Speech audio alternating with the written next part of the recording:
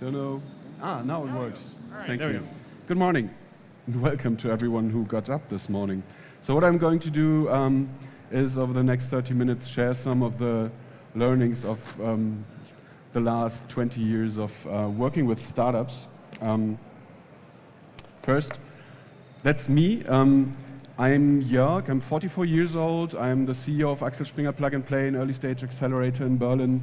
If you need my contact details, take a picture or talk to me after the presentation. And I've been working with startups all my business life. I started my first company in university in the early 90s, an online agency, and we helped companies to go online. Then in 1999, together with friends, we started an online marketplace in Germany, in Berlin, where people could trade nearly everything. We sold the company after 6 months to eBay and became eBay Germany. Then we built eBay Germany into one of the biggest e-commerce companies in Germany over the coming 5 years. And after that, my wife and I successfully got married and had twin sons, and I took a year of parental leave, and after that I started an early stage investment company and invested as a business angel into startups for 8 years. Co-founded a non-profit organization called betterplace.org. Check it out. It's also in English and in German, and it's like a marketplace where you can do things to make the world a better place. And 3 years ago, a friend of mine, Uli Schmitz, who those days was the CTO of Axel Springer's digital division, he approached me and told me that they are building an accelerator and invited me to be part of the jury picking the companies for the first program. And this was so much fun, and I enjoyed it so much that after 3 months, we all decided that I'd be working there full time. That is actually the first job in my life where I work for a company that I haven't started myself, which is quite an experience. Axel Springer Plug and Play is a joint venture between Axel Springer, media company in Germany, and Plug and Play Tech Center in Sunnyvale in California. And we invest into early stage companies. As I said, Axel Springer is Europe's leading digital company. We have a presence, or quite a large presence, in Germany, where we do newspapers, TV channel, and lots of digital offerings. We are quite big here in Poland, where we have Onet in our portfolio, and in France, and since last year we started to, or 2 years ago, we started to invest into the US, and last year we acquired Business Insider. So we also are becoming quite big in America. And as Axel Springer Plug and Play, this is what we do looks like. So if you could play the video now, you get an impression of how our days look like. And as you will see, it's all about people. People meeting people, people working, people doing business with people. So the video, if you can.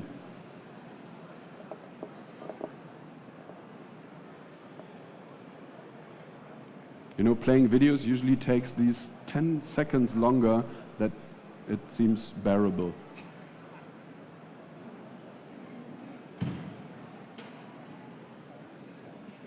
It's coming.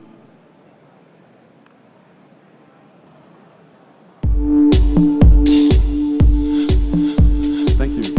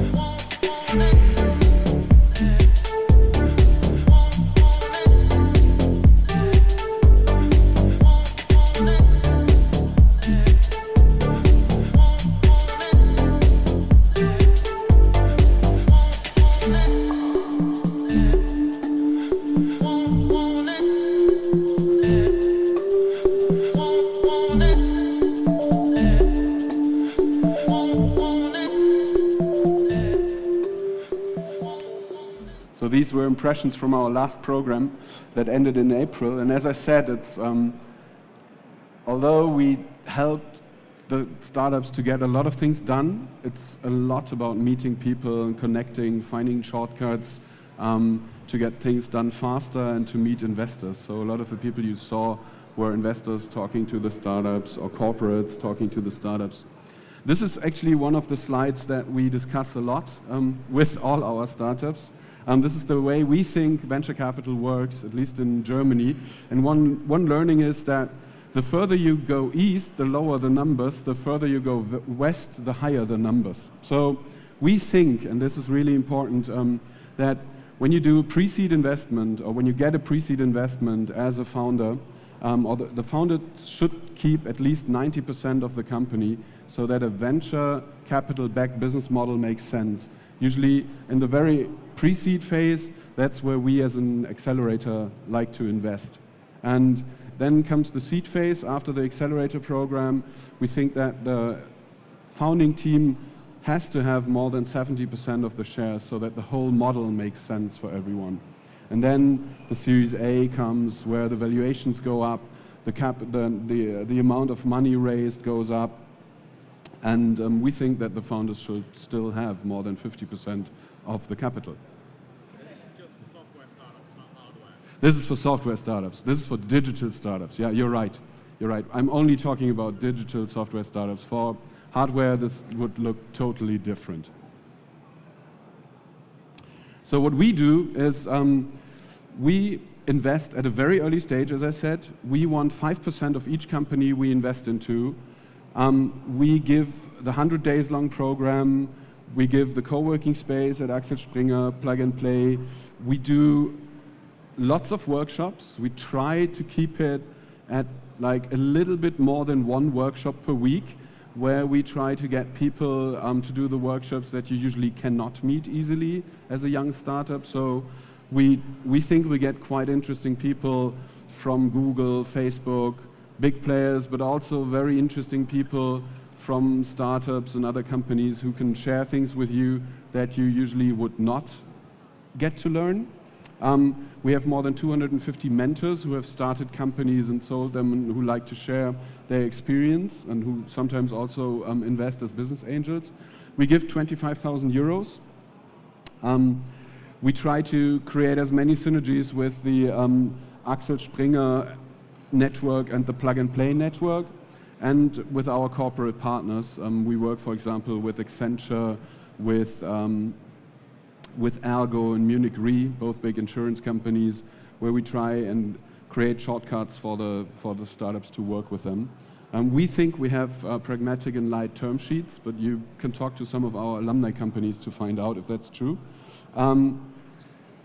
We offer an optional stay in the US for the companies for whom it makes sense. And in the end of the program, we do quite a huge demo day where we invite between 150 and 250 investors. Well, they show up between 150 and 250, where the startups pitch to the investors and then hopefully get a follow-on investment round. So far, we've looked at more than 1,300 companies in the past 3 years.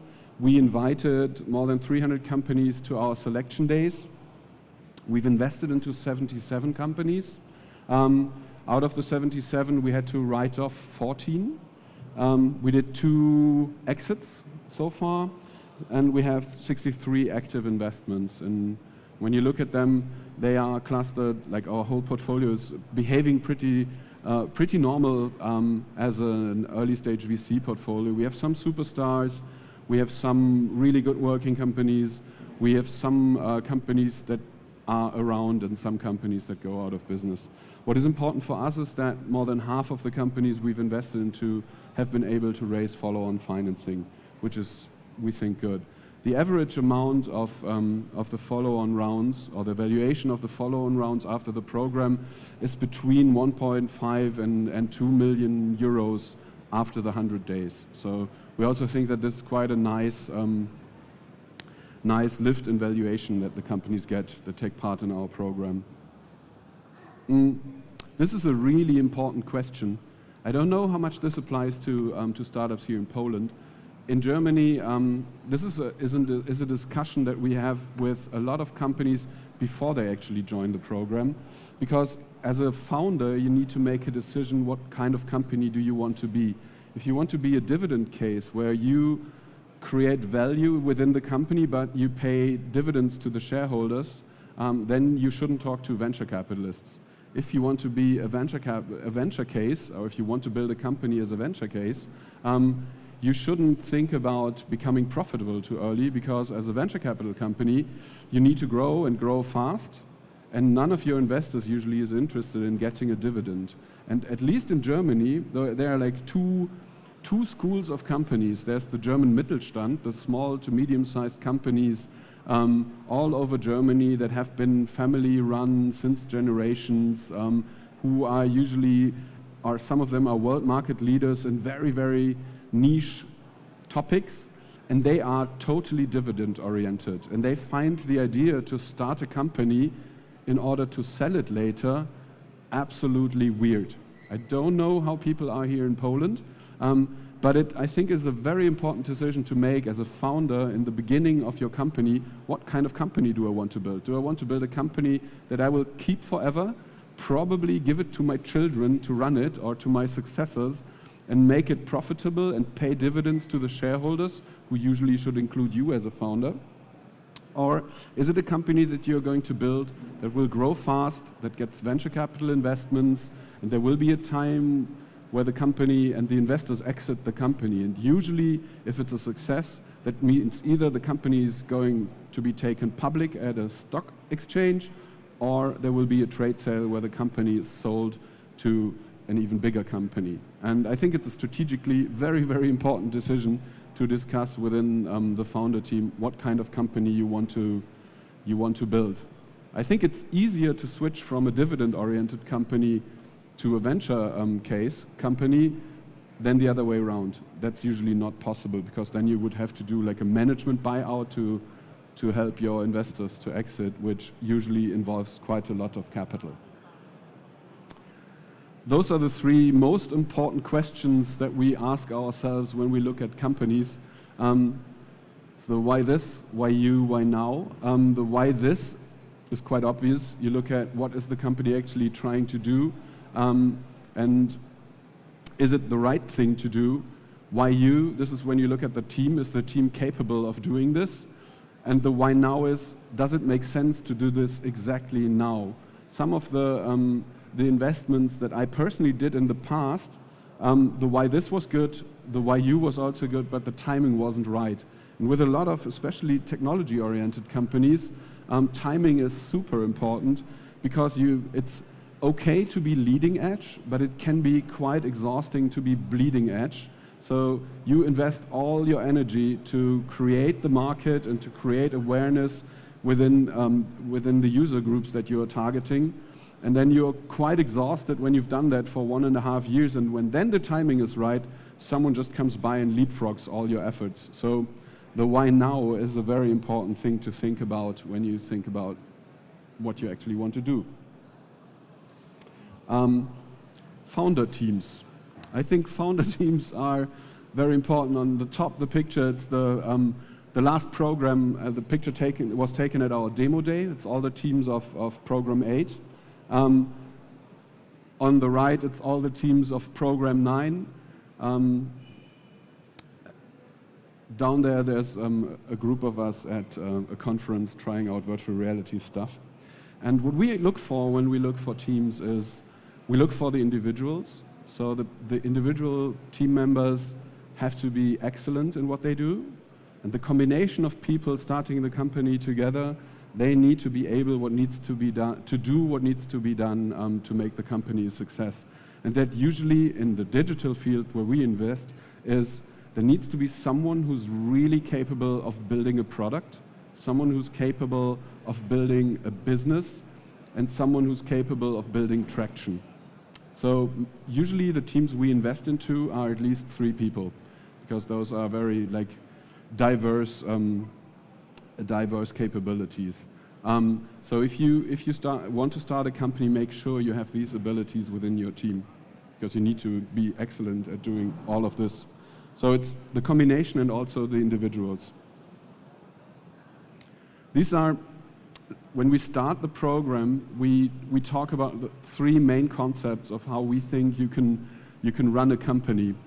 The biggest slide is the how to operationalize an idea from the vision of what you actually want to do to how to do the operations, how to build things, how to do it. And what is important about that slide is on the left, you see the values.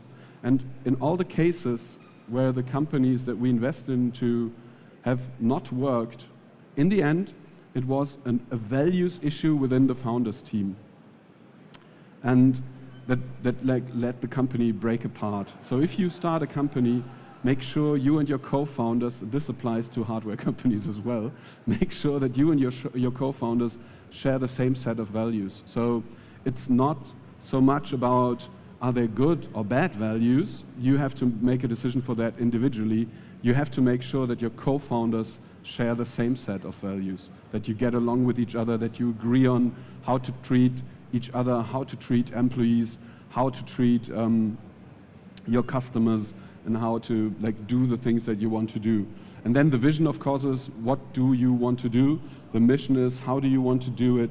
The strategic goals are, in our experience, 4 to 6 distinct goal dimensions that you want to reach. The strategy is how you want to do that, and then you gain the speed of operations in implementation, operations and controlling, where you test and do things. And the faster you do that, I think the more successful you can be. And then if you have a digital business that has customers, the customer development cycle by Steve Blank makes a lot of sense. Who knows the customer development cycle? Good. If you don't know it, I strongly suggest looking it up and thinking about it if you can apply this to what you want to do. And our learning is, the little Euroscience show that when you start with customer discovery, this is usually what the startups do when they are in an accelerator, or when they're in the very early stage of what they do. And they develop a lot of hypotheses on what they want to do, and then they get the first investment to turn the hypotheses into realities.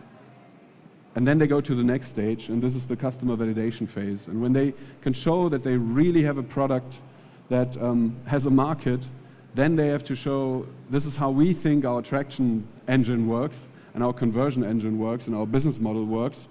And then you get more money. And you get, as you move along on the different phases, you can raise more and more capital to scale your company.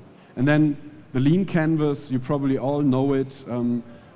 We think it's a great tool to take a snapshot of your business and to take a snapshot of what you are doing and what needs to be done. And usually when we talk to founder teams to figure out if we want to invest into them, we have a lean canvas form in front of us and just fill it out and then see where are the empty boxes, and there usually we need to talk a little bit more.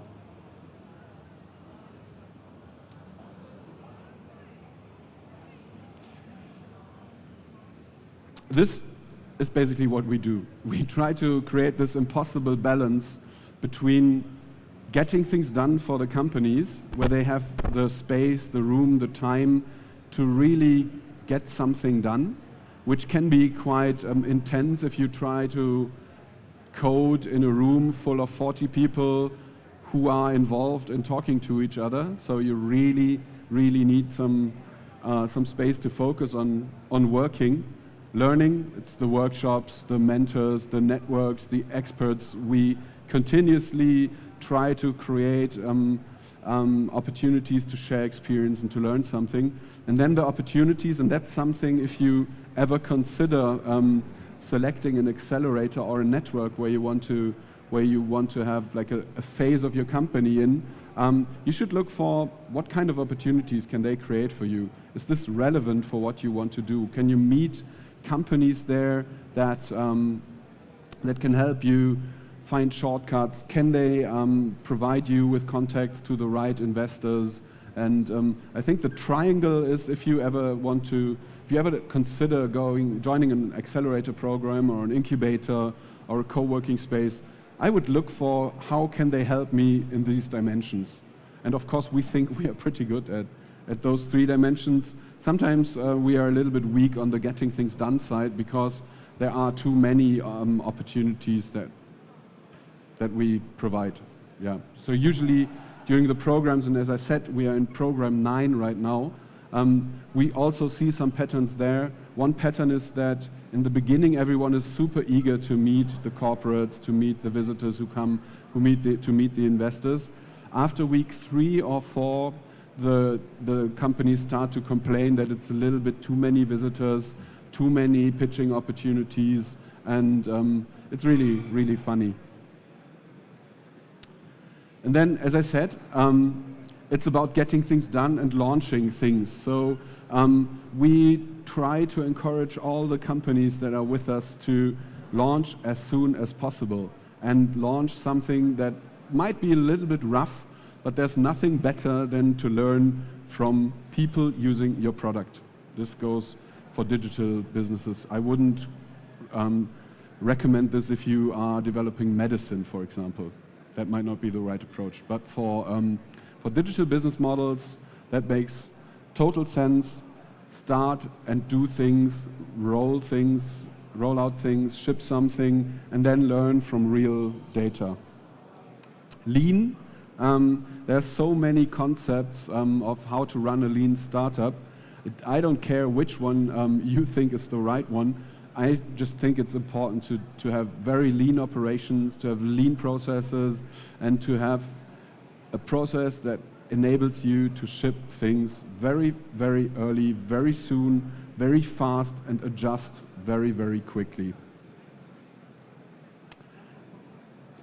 And then, this is like a commonplace, but I think it's like very, very important. You have to have a plan. You have to know what does success look like for you in the short term, in the midterm, and in the long term. And you have to know how you want to get there. And usually we joke when we talk with a team, we want to see 3 things in that team. When you ask them, so how does success look like? One should start to tell a story.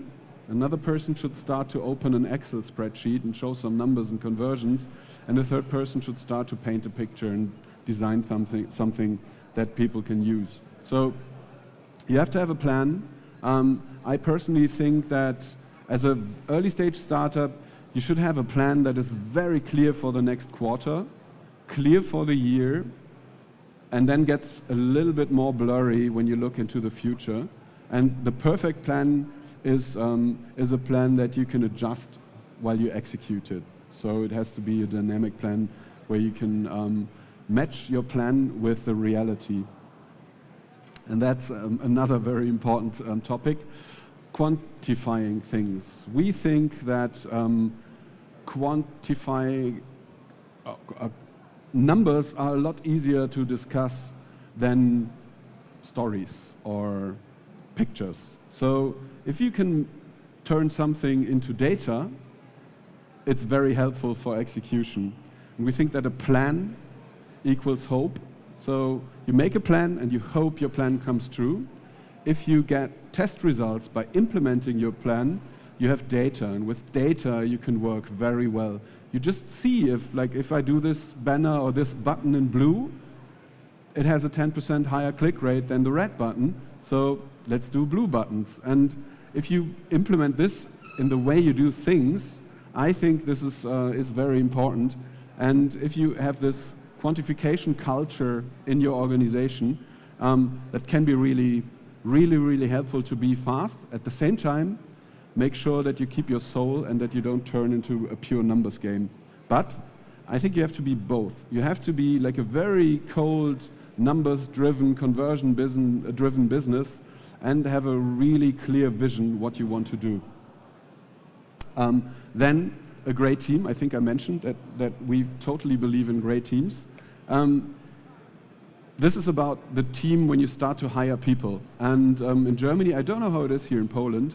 In Germany, there is a tendency to not spend a lot of money on the people you hire. And there's a saying for that. For peanuts, you get monkeys. So if you hire people and don't pay them enough, you don't get quality people. And I think you should rather have few people who are really excellent than having a lot of mediocre people. I think it's also good to have interns and pay them like an intern wage. What you need to be able to do is like sometimes hire an intern and turn them into like a next level person and show people that there's like a career path within your organization. Also something that when you start to build a team, you should think about from the beginning. What are the paths that I can offer to people in my organization? And be very clear on, do they get shares in your company or not? What is their development opportunities? Things like that. Very important. Then risk and opportunity. When you think about starting a company or when you're starting a company, make sure you understand the opportunities, but also make sure you understand the risks. And make sure you understand the risks that people look at when they talk to you. So investors have a different understanding of risk than probably potentially you. And some investors, at least in Germany, I don't know about Poland that much, some of the angel investors, they have a totally different understanding of personal risks. And some of the founders in Germany, especially the family-driven businesses, for them it's absolutely obvious that a founder has to take the full risk of the company on the personal balance sheet, you could call it. In the digital business, this is not necessarily the case. So no venture capitalist in Germany would expect you to be personally liable and put your whole financial destiny in the future into the company. But you have to show that you really believe in your company and that you invest something into it from the past. And if you don't have anything to invest from the past, you have to invest something from the future or from the current opportunities. And then opportunities, of course, you have to understand what are your personal opportunities in the company, what are your investors' opportunities, what are the opportunities they see, and it's absolutely okay. And also, I would strongly recommend asking your investors or the people you work with what kind of opportunity they are looking for and how they assess the risk that is associated with what you do and what they plan to do with you. And then this, super simple, quite hard to do, but it's the key to success. When you have traction, when you have understood how you can gain traction for your digital product or for your product, this usually leads to momentum. Things get more easy. It's easier to talk to investors. It's easier to get even more users using your product. This leads to growth. Growth leads to financing, and it's a circle. If I would be better with PowerPoint or Keynote, I would have drawn a circle, but I didn't have the time. So this is what I think it looks like. Make sure to have traction. If you have growth in your company and if you are talking to VCs, if you then tell them, I can't meet with you during the day because I have so many users signing up and they have so many questions, I can only meet after 6. And if you can then show them the numbers that you're growing so fast, this is like the best case they can see. If you show them that you also understand how you can scale your customer support. So if you're just too bad to build a customer support, then of course that's not good. But usually nothing beats traction. If you have a business that grows, you can choose what you want to do, whom you want to have as an investor. And so I would, and this is what we recommend to all the companies, I would focus on growing the company and being able to show traction. We sometimes, with companies, we discuss their models, their conversion models, the whole business model, and then we identify one number where they grow 10% week over week. In the beginning, that's super simple. If you do that for 2 years, you're quite big. Then, as I said, financing strategy. It's super important for you to know what are the next financing rounds.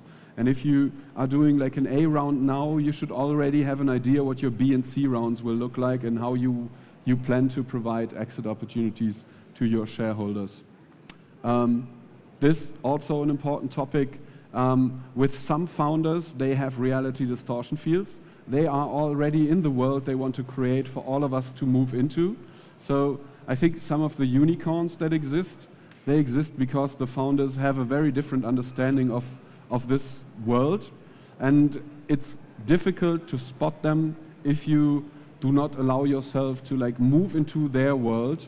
But this is more a slide for investors. Or if you feel that no one understands you, you might have a reality distortion field. You should talk to people and see if you can show them the world that you want to create. Networking, I think, is the key to executing all this. So you should meet a lot of people, talk to them, ping your ideas, get feedback, meet lots of investors. Even when you're not fundraising, meet them, talk to them. It might come in handy when you are actually fundraising. Mentors and experts, I talked about. Investors, this is the demo day. This is where all the investors are. This is a team from Israel. They took a selfie in front of all of them. And this is networking. In the top picture, Johannes is talking to the CFO of Porsche, pitching his car sales startup. 4 weeks ago, the picture below, he's pitching to someone from Ergo Insurance 3 months ago. Same time, different shirt, doing the same thing, just pitching his company to people over and over again at the same location. So, yeah, you cannot overpitch, I think. And then I could talk about this for an hour, but I only have -1 minute left. When you talk to businesses and corporates and they want to work with you, it's super complex. Try to make it as simple as possible and always agree on what is the next step you want to take. So if you talk to a big corporation, they say, we want to work with you, get to work with them as soon and as simple as possible and then scale it from there. And this is like a very simple but very valuable thing that we've learned, do not ever rely on relative descriptions of time. Never be satisfied when they say, let's meet soon, because this, with big corporations, can mean next quarter. As a startup, soon usually means tomorrow or during this week or next week. So always agree on what is the next step and what is the actual date when we are going to take it, and then define decision points with them. So if you start to talk to a big corporation, make sure that you agree early on where you want to go, what is the next step, when does the decision have to be taken, and then take the decision together, and then rather stop than dragging on with something that might not turn into something that makes sense. If you're interested in working with us, talk to us, talk to Timble sitting there, talk to Deckard, they're on the competition here. Find our alumni, talk to them, because I think it's even better to talk to them than to talk to us. Or check out our website. We have this super short domain name, as you see. If you want to apply, there's a form to do that. Thank you for listening. And thank you, Dominic. I don't know if you're here for the nice pictures. All right, Joerg, thank you very much. Be open to taking a question? Sure. So anybody wants to ask a question? Okay, yeah, there you go. We have a mic here. Then I don't have to jeopardize my life by jumping down here. You have seen and taught a lot of startups. What is the hardest thing for startups to understand, accept, and implement in their business? I think that's a very individual thing. Each startup is challenged with different challenges. I think it's the balance between doing something in a very pragmatic way and being in operations mode and switching to a bird's eye view on things, so being in strategic mode, doing this several times each day when you're in fast execution mode, I think that's the most difficult thing. All right, another question. So I actually have one. Yeah. What is the perfect timing for a startup to apply for an accelerator? What sort of things should you have ready for you? So for us, the perfect timing would be the startup launches their first version of their product during the first 4 weeks of the program, because then we have still 8 weeks left to connect them with lots and lots and lots of people they can do business with and help them to gain traction. If they launch only after the program, a lot of the things in the network we have doesn't work for them. Okay, great. A final question. There's one right there, right behind you. There we go. Hello, Joerg. Nice presentation, but my question is, the acceleration model is very tough. So are you profitable after this year's accelerated startups? I didn't get that acoustically. I'm asking about, are you profitable? No, because we are still in investment mode. We expect to get like significant exit returns after 4 years. We're 3 years old, so when we look at the value of our portfolio, we can't buy anything for that, but just looking at it, we feel very good. And if we would sell all our shares tomorrow, which of course we can't, because there's not enough people who want to buy them, we would be highly profitable. But that's a hypothetical thing. Okay, I see. Thanks. So our business model is that of a VC, pretty much. So we expect 8 years, maybe a little bit quicker, to be able to say that we are profitable. All right, Joerg, thank you so much. Thanks Give for a big round of listening. applause for Joerg from Axel Springer Plug and Play.